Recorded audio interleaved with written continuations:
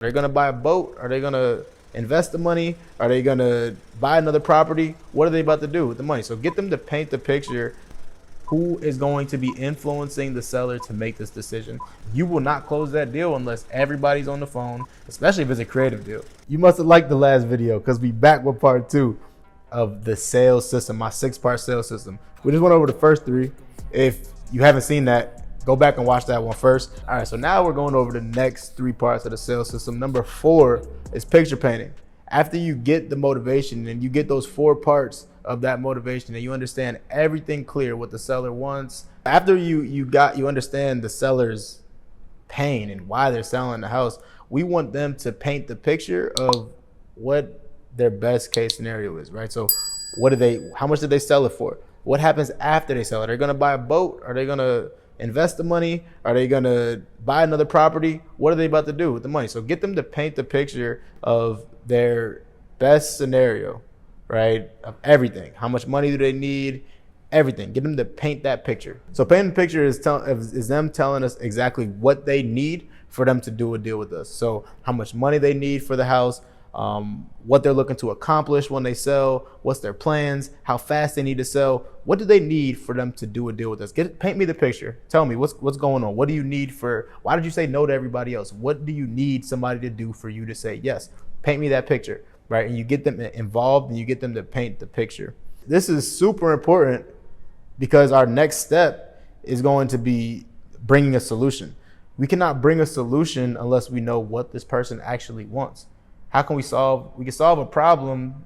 We can solve their problem if we know their problem. Yes, we found their problem. We can give them a solution. But if it's the solution that they don't want at all, if it's nothing similar, if it's not going to help them get from point A to point B, then it's the wrong solution. So I can't pitch a solution. Without knowing what the seller actually wants. So I look at everything. I look at my solution as this. I look at the seller standing right here and what they want to be right here.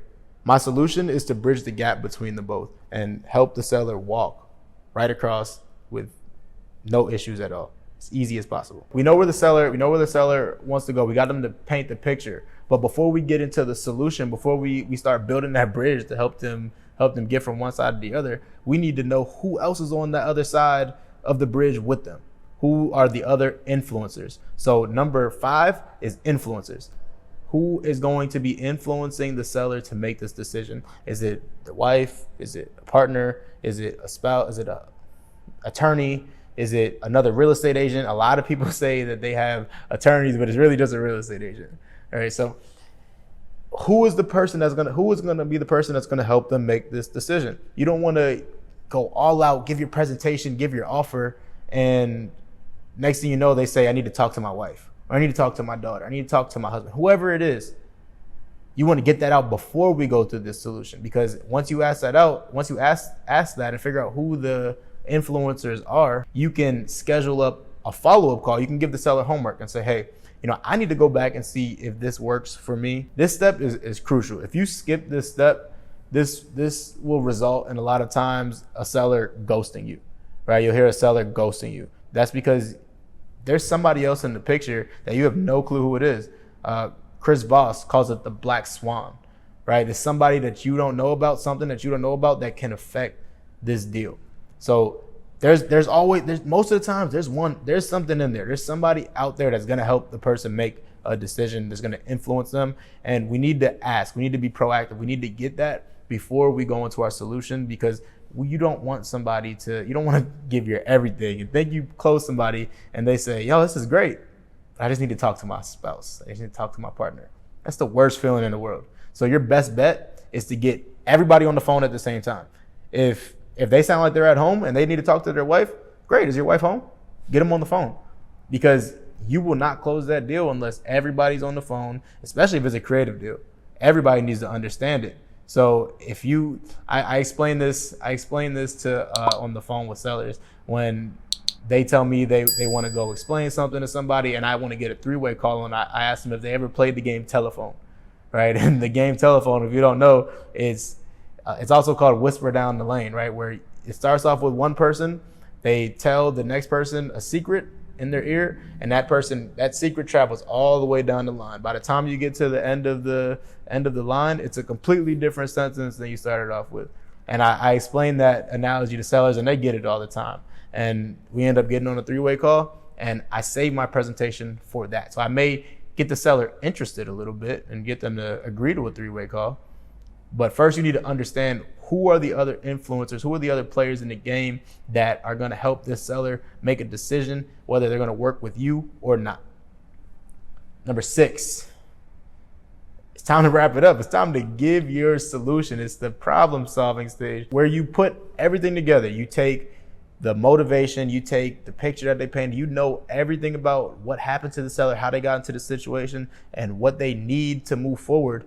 And now we go to our bag, our tool belt, and we figure out what is the best solution that we have to solve this person's problem. Now, active listening is super important, right? Painting the picture back to the seller. Like they paint a picture to you, you paint that same exact picture back. So if your seller's reason for selling is they need $100,000 to get to Venice Beach and buy a house with their family, you need to say, so if I can get you $100,000 to move to Venice Beach and get a new house for your family, what's the next step, right? You paint that picture into your close, into your solution, right? So it's super important that you actively listen, you understand exactly where the seller's at, what's their situation and what they want. You put all that together and you come up with the best solution tailored for your seller's current situation. So that's why when somebody asks you all the time, like somebody asks me all the time for an offer, a creative offer, if we're talking about creative finance, I can't just give you an offer because there's no cookie cutter deal, right? Every deal is different. You know, my coaching clients have been crushing it with this sales system. Every other week, I feel like I get a new contract sent to me because they're just crushing it, right? And it takes practice. So it may feel weird at first, but follow this sales system. You're going to close more deals. I'm telling you. Yeah, so I'm posting every single day at 2 o'clock Arizona time. Make sure you guys are subscribed to my channel. And if you haven't hit the bell, now you know when I'm dropping these videos. They not in a room. I've been so real, I'm dead to the tomb. They in the way, they gotta move. I got a gas, they running, I'm